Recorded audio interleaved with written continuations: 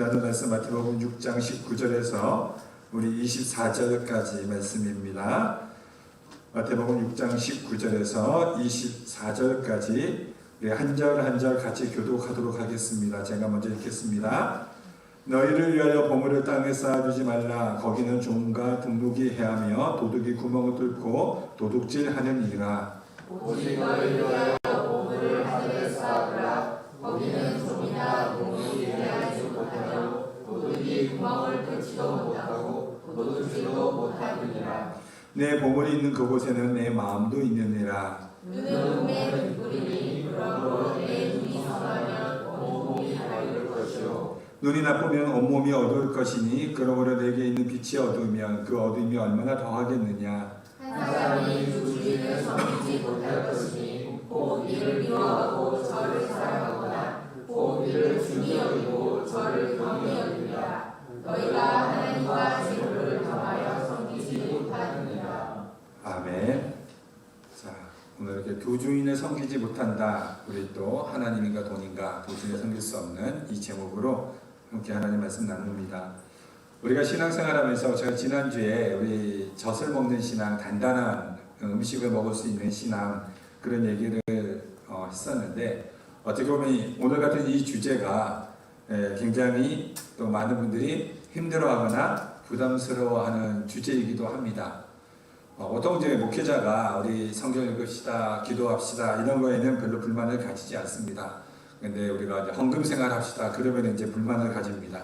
교회에서 맨날 헌금만 하란다고 그런 얘기를 하게 되죠. 그만큼 우리가 이 돈이라는 문제, 물질이라는 문제를 얼마만큼 우리가 예민하게 반응을 하는가. 그러니까 성경에서는 이 돈이라는 문제를 어디까지 두고 보는가. 하나님과 동등한 관계로 보고 있다는 겁니다. 그러니까 돈이 단순히 물질이냐? 그렇지 않죠. 돈은 영적입니다. 그래서 지금 오늘 이 본문에서도 이 하나님의 권세, 돈의 권세, 이 두 종류의 권세는 동등한 힘을 가지고 있다. 그러니까 오죽하면 이 예수님께서도 돈이냐 아니면은 하나님이냐 절대 이 두 개가 함께 될 수 없다라는 그런 얘기를 하고 있습니다. 많은 사람들은 이렇게 돈을 저장하거나 돈을 보관할 수 있다고 생각하는 것 같아요. 그러니까 예전에는 화폐가 생기기 전에는 이제 물질이 쌀이나 곡식이나 여러 가지 것들이 이제 물물 교환을 했었는데 그것이 시간이 지나가다 보니까 이제 썩고 보관이 오래 안 되니까 이제 화폐를 만들게 되었습니다. 근데 화폐가 보관이 될까요? 돈에는 냄새가 난답니다. 돈에는 냄새가 나기 때문에 정말로 도둑이 기가 막히게 돈의 냄새를 맡는데요. 그래서 돈을 집안에 쌓아두면은 꼭 이제 도둑을 맞게 되는 경우도 있습니다. 우리가 도둑을 안 맞으면 또 나라가 세금으로 다 뺏어갑니다. 뭐 화폐 개혁, 토지 개혁, 무슨 개혁 해가지고 세금으로 다 뺏어가거나 또 가장 큰 도둑, 이제 자식 도둑이라고 그러죠. 자식이 부모의 돈을 다 가져가거나. 그러니까 돈은 쌓아둘 수 없습니다. 그러니까 예수님께서 말씀하시죠. 돈은 이 땅에 쌓아둘 수 없다. 다 썩는다. 오늘날 그래서 이제 뭐 비트코인이 나오는 것 같기도 하고 숫자로 뭐 다 이렇게 되는 것 같은데 그런데 오늘 우리가 예수님이 말씀하신 이 산상설교 첫 번째 우리가 생각할 것은 이 산상설교를 듣는 대상이 누구인가? 유대인들입니다. 유대인들은 자신들이 하나님의 거룩한 백성이다. 아브라함의 자손이라고 생각하는 사람들이죠. 그러니까 이것을 믿지 않는 사람에게 말씀하고 있지 않은 것처럼 오늘 이 내용도 동일하게 우리에게 적용을 한다면 하나님을 믿는다고 하는 교회를 다니는 성도들에게 이 교인들에게 이 말씀이 적용이 되지 예수님을 믿지 않는 사람들에게는 적용이 되지 않습니다. 왜냐하면 선택의 갈등이 없거든요. 믿지 않는 사람에게는 이 두 가지를 놓고 갈등을 할 필요가 없습니다. 무조건 그들은 돈입니다. 그러니까 누가 갈등을 하느냐? 그러니까 하나님을 믿는다고 하는 사람들이 지금 갈등을 하는 겁니다. 그렇기 때문에 과연 내 마음의 주인이 누구인가? 지금 그 얘기를 예수님이 지금 하고 있는 거죠.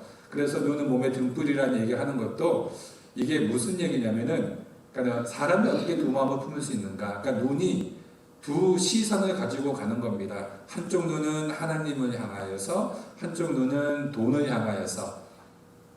이게 뭐라고 그러죠? 이게 사팔이라고 해야 될까요? 시선이 서로 이렇게 가 있는, 그럴 수 없다라는 겁니다. 이렇게 두 눈으로, 그건 어두운 눈이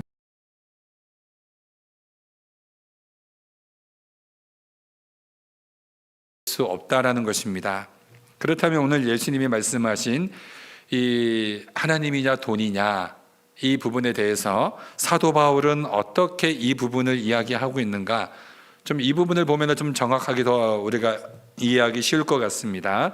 디모데전서 6장 3절에서 10절 말씀인데 기니까 제가 3절 한 절, 10절 한 절 딱 두 절만 읽겠습니다. 디모데전서 6장 3절에서 10절인데 3절에 이렇게 나옵니다. 누구든지 다른 교훈을 하며 바른 말 곧 우리 주 예수 그리스도의 말씀과 경건에 관한 교훈을 따르지 아니하면, 자, 그리스도의 말씀과 경건에 관한 교훈을 따르지 아니하는 자는 이렇게 나오는 거죠. 돈을 사랑함이 일만 악의 뿌리가 되나니 이것을 탐내는 자들은 미혹을 받아 믿음에서 떠나 많은 근심으로써 자기를 찔렀도다. 그러니까 믿음에서 떠나게 되었답니다. 그러니까 지금 그리스도의 말씀과 경건에 관한 교훈을 따르지 아니하면 어디를 따른다고요? 일만 악의 뿌리인 돈을 따른다고요. 누가요? 여기서 믿는다고 하는 자들이. 그러니까 신앙은 여러분 분명합니다. 우리가 하나님을 온전하게 믿을 것이냐, 이렇게 양쪽 우리 마음을 두 마음으로 나눌 수는 없다라는 거예요. 하나님도 동등하게 믿고 돈도 내 삶에 반드시 하나님과 동등한, 내 삶에 가장 중요한 그런 것으로 할 수는 없다라는 겁니다.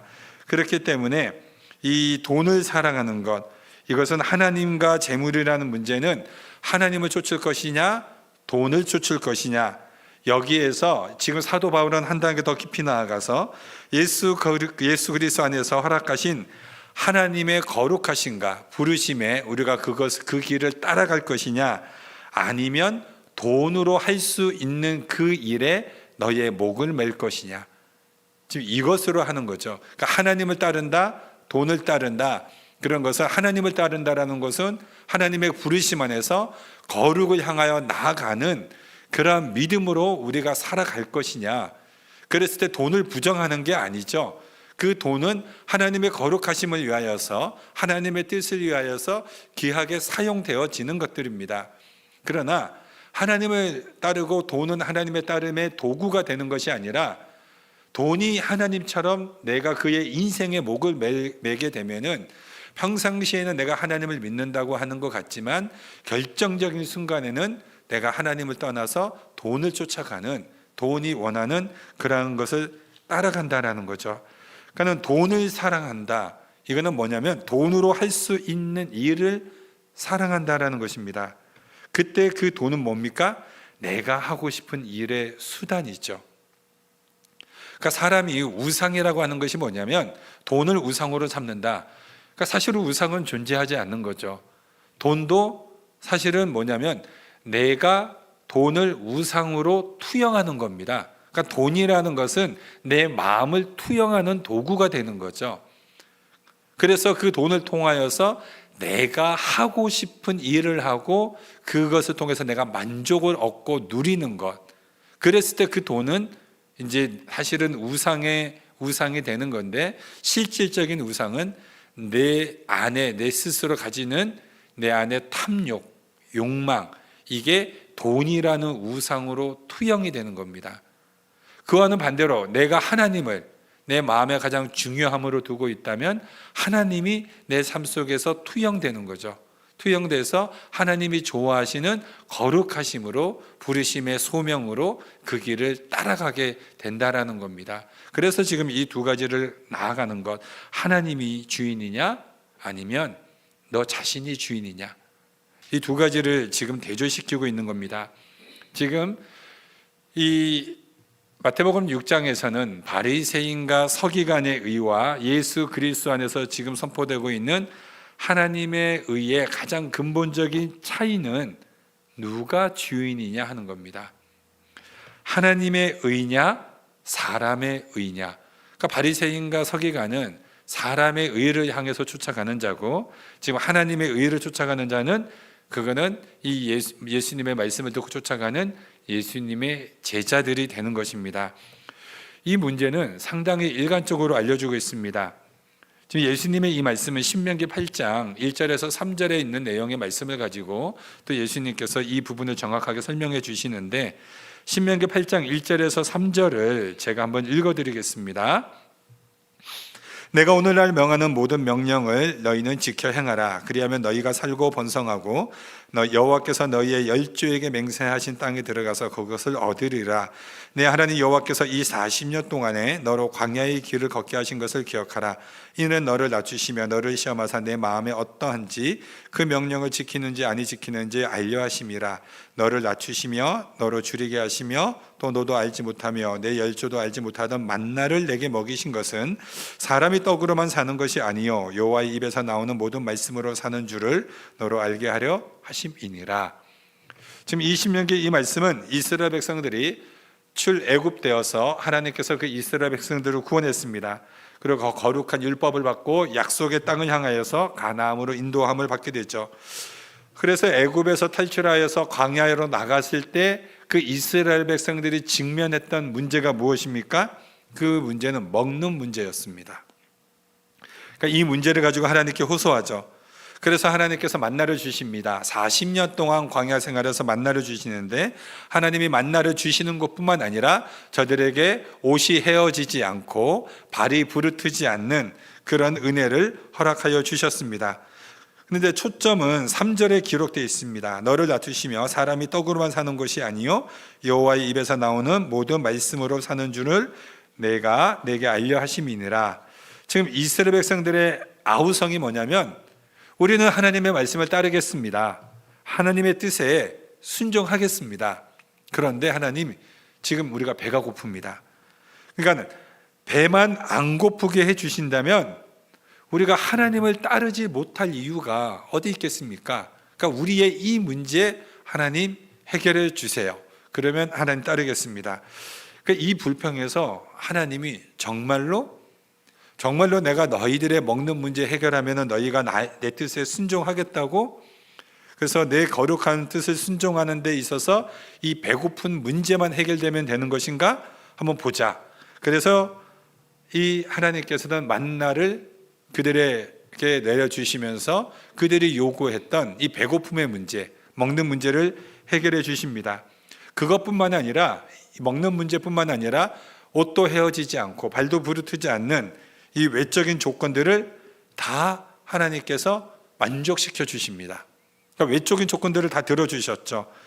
그럼에도 불구하고 과연 인간의 본성이 거룩함을 향하여서 지향하는가, 생명을 사랑하는가, 진리를 사모하는가, 내가 한번 보자.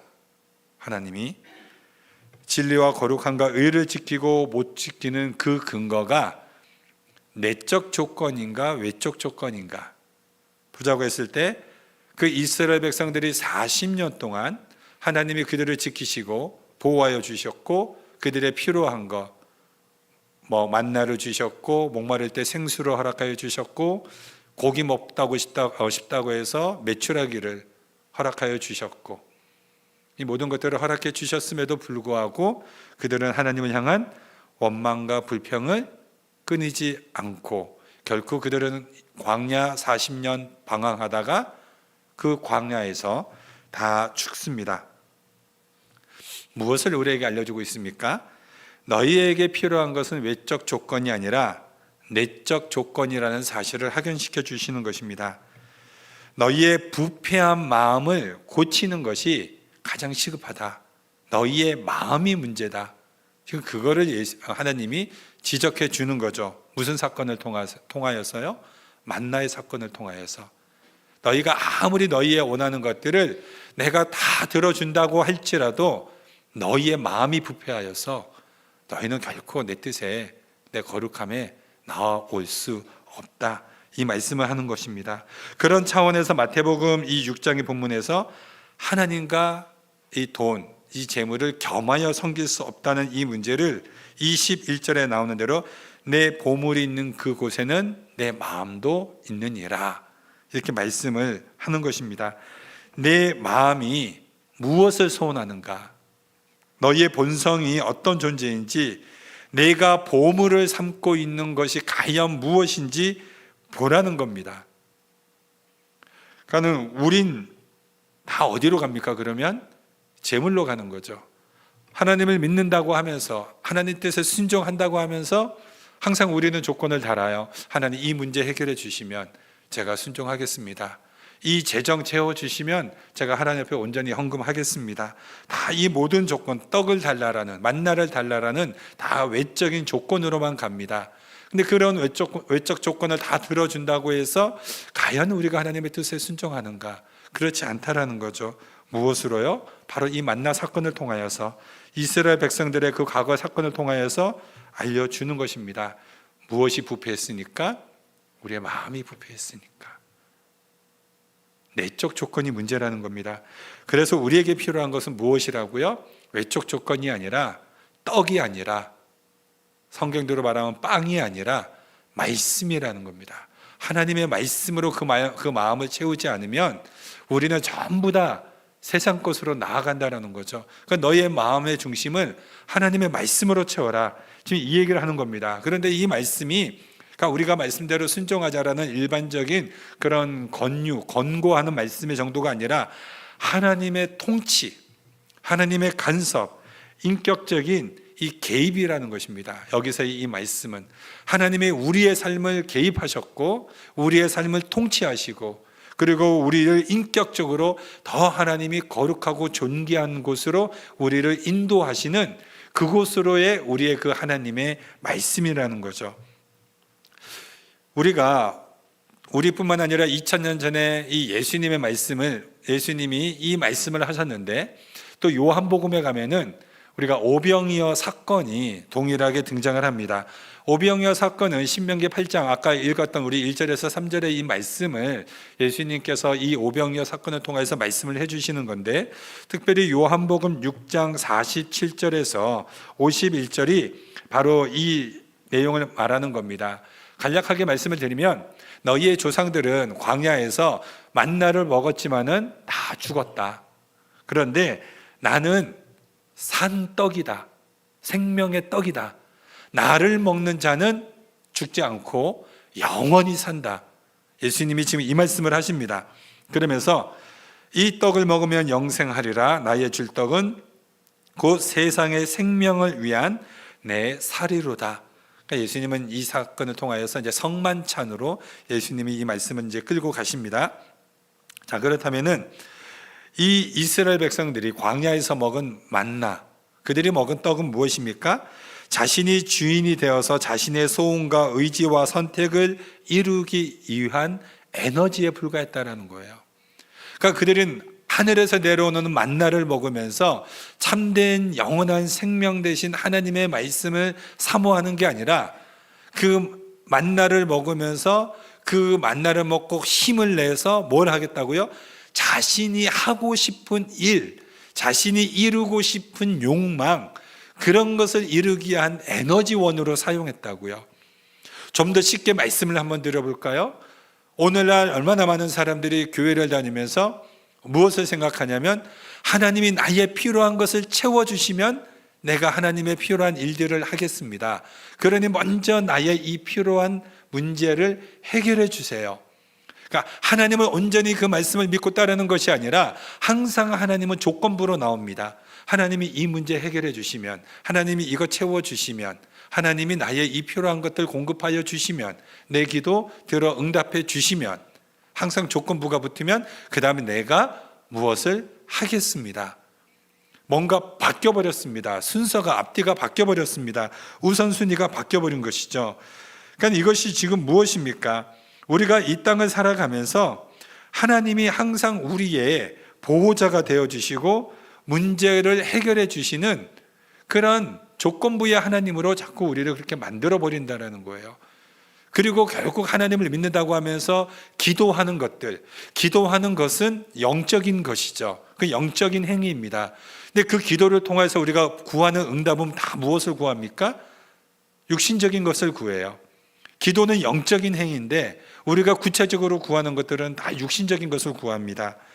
그렇기 때문에 우리가 이 문제에서도 지금 하나님이, 우리 예수님께서 이 산상설교에서 말씀하시는 거, 하나님이 너희를 구원하여서 하나님이 너희를 자녀로 부르시지 않았냐, 그 너희의 보호자가 되시고 하나님이 너희의 영생으로 인도하고 있다.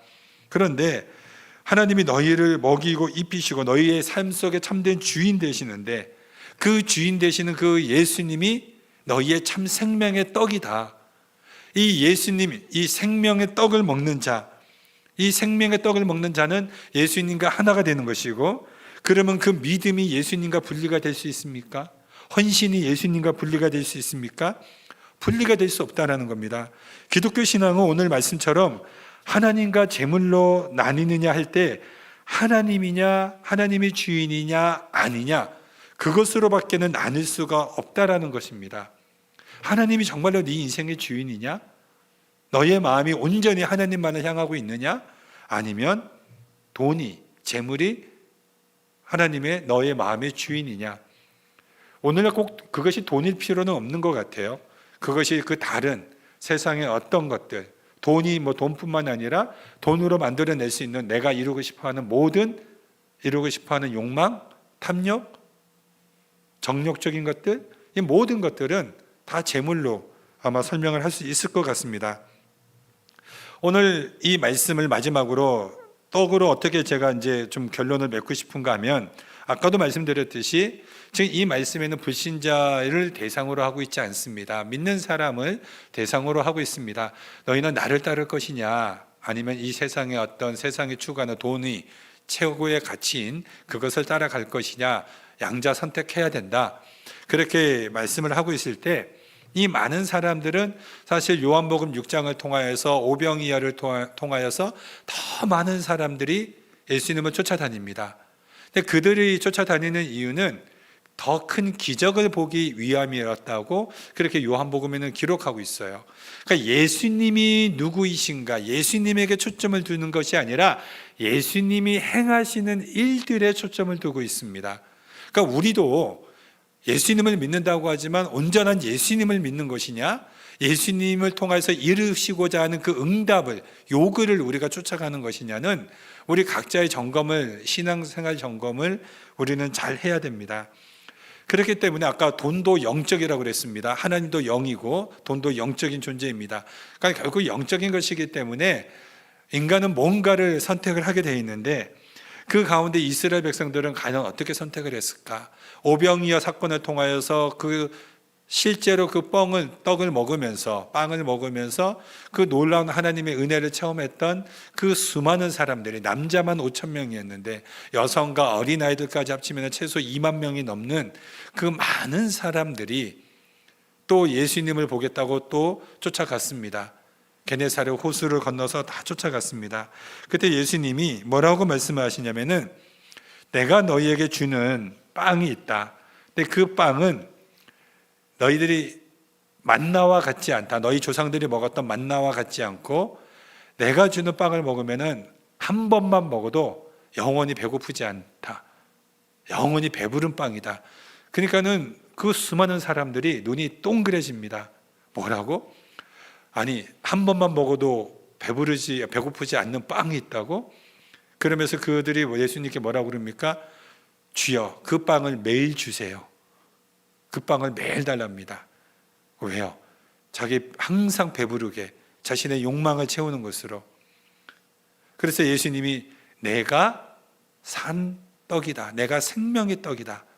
나를 보내신 이는 하나님이신데 나를 먹는 자는 영원히 줄이지 않는다. 오히려 나를 먹는 자는 영생을 얻는다. 예수님이 참 만나의 본질, 만나는, 구약의 만나는 예수님에 대한 그런 상징이었죠. 모델이었습니다. 그 만나는 사실은 나를 위해 내려진 것이다. 내가 참 생명의 만나다. 내가 하나님의 아들로서 너에게 참 생명을 주기 위해서 왔다라고 그 빵에 대한 본질을 말씀하시자 사람들이 수근수근 되기 시작합니다. 그게 요한복음 6장 30절이에요. 제자들은 그 말씀을 듣고 어렵다라고 이야기합니다. 그리고 자기들끼리 수군거리죠. 그래서 61절에 이 말이 너희에게 걸림이 되느냐? 예수님이 이 참 생명에 대한 이 예수님, 내가 하나님의 아들로서 너희에게 영생을 주러 온 생명의 떡이다. 그러니까 이들이 수군대면서 막 이제 수군대고 한 의심을 하니까 너희에게 걸림이 되느냐? 걸림이 되느냐라는 이 헬라어 단어가 스칸달론이에요. 스칸달론. 스칸달론에서 영어 스캔들이 나온 겁니다. 이 스칸달론의 뜻이 믿음에서 떨어지게 하다 라는 뜻이에요. 예수님이 자신의 존재에 대해서 온전히 말을 해줬더니 이들이 믿음에서 떨어지게 됩니다. 그러니까 예수님의 말씀이 자신들의 논리에 맞지 않고 불편하다는 거죠. 예수님의 빵의 본질을 말씀해 주셨는데 66절에 이렇게 기록되어 있습니다. 그때부터 그의 제자 중에서 많은 사람이 떠나가고 다시 그와 함께 다니지 아니하더라. 그럼 무엇을 말하는 겁니까? 이들은 예수님을 쫓은 게 아니라 예수님을 통해서 얻고자 하는 그 무엇을 쫓아갔던 거죠. 예수님이 아니었습니다. 결론은 다 떠나가요. 마지막에 예수님이 제자들에게 12제자에게도 뭐라고 말씀하십니까? 너희도 가려느냐? 두 주인을 동시에 섬길 수 없다라는 거예요. 예수님이냐 돈이냐. 제가 의도한 건 아니었는데 이번 주 주일날도 역대하 20, 제가 역대하 말씀을 읽으면서 그 말씀에 너무 굉장히 큰 은혜를 받은 말씀이 있어가지고 이 말씀이 너무 이렇게 강하게 저한테 다가와서 이제 역대하 31장에 대한 설교를 어젯밤에 마쳤습니다. 근데 이게 또 이 돈하고도 연결되는 또 그렇게 돼요. 아마 우리 교회에 주시는 또 하나님의 메시지가 아닌가 싶습니다. 오늘날 우리가 다시 한번 우리의 신앙의 기준, 하나님이냐, 나는 온전히 하나님을 쫓아가고 있느냐, 아니면 2000년 전에 이 이스라엘 백성들처럼 예수님을 통하여서 얻고자 하는 다른 그 무엇을 쫓아가고 있는가, 다시 한번 우리의 신앙을 점검하여서 저는 우리 벨비하는 장로교회 우리 모든 성도님들이, 저는 정말 여러분들이 하나님 앞에 큰 물질의 축복을 정말로 받기 원합니다. 제가 종종 말해요. 우리 성도님들이 정말 좋은 일 생기고 좋은 축복, 좋은 직장 얻고 정말 잘 되면은 너무 정말 제일처럼 기쁘거든요. 저한테 밥 사달라고도 제가 안 합니다. 제가 오히려 밥을 사줄지언정 정말 목회자로서 다 잘 됐으면 좋겠습니다. 그런데 복은 쫓아가는 것이 아니라 복은 따라와요. 내가 하나님을 향한 중심만 바로 서 있으면 성경에 약속된 신명기 28장의 약속의 축복은 사실 우리의 축복으로 다 따라옵니다. 그는 제가 하는 말이 아니고 성경이 약속하고 있는 하나님의 말씀이세요. 그 말씀 믿고 온전히 하나님만을 믿고 순종하고 그 순종의 삶을 통하여서 하나님이 여러분의 삶에 부어주시는 놀라운 복이 우리 삶 속에 간증으로 고백되어지는 그런 우리 벨뷰 한인 장로교 성도들 되시기를 주님의 이름으로 축원드립니다. 기도하겠습니다.